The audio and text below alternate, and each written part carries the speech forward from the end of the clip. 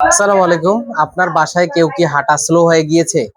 আপনার বাড়িতে বয়স্ক ব্যক্তি বা বয়সজনিত কারণে কারো ঘুমের সমস্যা, ভুলে যাওয়া এবং হাঁটতে গেলে পড়ে যাচ্ছে এবং বাথরুমের দরজা বন্ধ করতে সমস্যা হচ্ছে। দেখা গেছে সবকিছু ভুলে যাচ্ছে এবং তার মুভমেন্টটা এতই স্লো হয়ে গেছে কলম দিয়ে লিখতে বা কোনো কিছু ধরতে হাত কাঁপাকাঁপি করতেছে। যার মুভমেন্ট স্লো এবং পোচ্চারটা দেহভঙ্গিটা আস্তে আস্তে স্লাউজ হয়ে যাচ্ছে। পোস্চারাল ডিফর্মিটি, রিজিডিটি, ইনস্টেবিলিটি এবং হচ্ছে গিয়ে মুভমেন্ট স্লোনেস, স্লিপ এবং মুড এবং স্লিপ মানে হচ্ছে গিয়ে ঘুমের ডিস্টার্ব থাকবে এবং মুড মুড সুইং হবে, মন খারাপ থাকবে। এই মন আবার ইমোশনালকে কন্ট্রোল করতে পারবে না, আবার আবেগকে নিয়ন্ত্রণ করতে পারবে না। অনেক সময় হাসি আসলে হাসিকে নিয়ন্ত্রণ করতে পারবে না। আমরা যে ধরনের সিমটম গুলো বললাম, যে ধরনের উপসর্গগুলো আপনার বাসায় বয়স্ক এবং বয়সজনিত কারণে কারো যদি এরকম সমস্যা থেকে থাকে, অবশ্যই একজন নিউরো রিহ্যাবিলিটেশন বিশেষজ্ঞ এবং ফিজিওথেরাপি স্পেশালিস্টকে দেখাবেন। অবশ্যই এটার ব্র্যাডিকার্ডিনাল সিমটম হিসাবে উনি অবশ্যই পার্কিনসন ডিসঅর্ডারে ভুগতেছেন।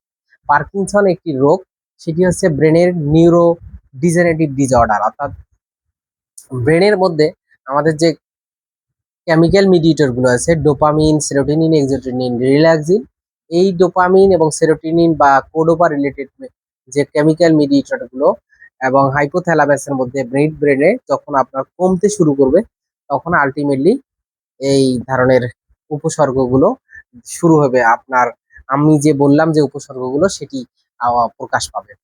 তো আপনি প্রথমত এই রোগীকে যখন নিউরোমেডিসিন দেখাবেন, তো নিউরোমেডিসিন আপনাকে যে করবেন কোডোপা রিলেটেড বা কার্বিডোপা রিলেটেড মেডিসিন দেওয়ার পরে অবশ্যই তার মুভমেন্ট এবং তার মেমোরি, তার ঘুম এবং তার পোস্চার ইনস্টেবিলিটি বাড়ার জন্য অবশ্যই তাকে এক্সারসাইজ থেরাপি এবং physiotherapy, cognitive therapy, behaviour therapy এবং রিহ্যাবিলিটিভ মেডিসিন অ্যাপ্লাই করতে হবে।